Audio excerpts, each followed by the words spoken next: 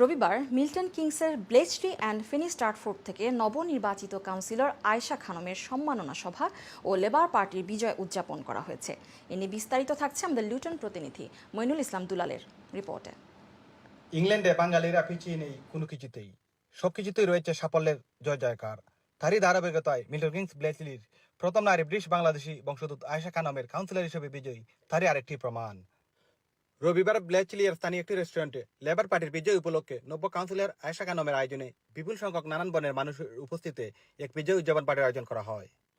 এতে ইংল্যান্ডের বিভিন্ন জায়গা থেকে আগত অতিথির মধ্যে উপস্থিত ছিলেন সাবেক ব্রিটিশ বাংলাদেশের high commissioner Anwar Chowdhury, Bletchley এবং বাকিংহাম থেকে নবনির্বাচিত MP Callum Anderson, Milton Keynes সেন্ট্রালের MP Emily Darlington, Milton Keynes নর্থের এমপি ক্রিস কার্টিস, মিল্টন কিংসের সাবেক mayor Nick Legg, councillor Delwar Khan, Milton Keynes Bangladesh অ্যাসোসিয়েশনের সাবেক চেয়ারম্যান আব্দুল্লাহ ও সাবেক সেক্রেটারি নুরুল হক সহ আরও অনেকেই।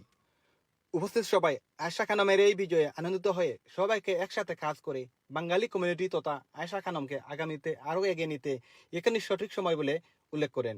আমন্ত্রিত এমপি ও কাউন্সিলরগণ এই সুন্দর আয়োজনকে স্বাগত জানিয়ে বাকিয়াম শাহকে আরও সামনের দিকে এগিয়ে নিতে লেবার সরকারের উপর আস্থা রেখে সবাইকে নিয়ে একসাথে কাজ করার প্রতিশ্রুতি ব্যক্ত করেন।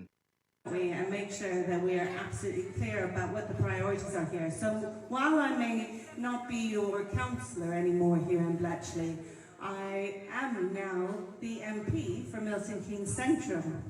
So I'll continue my work, and I put me in this position because they didn't think a female could stand up or represent the community in the Bangladeshi community.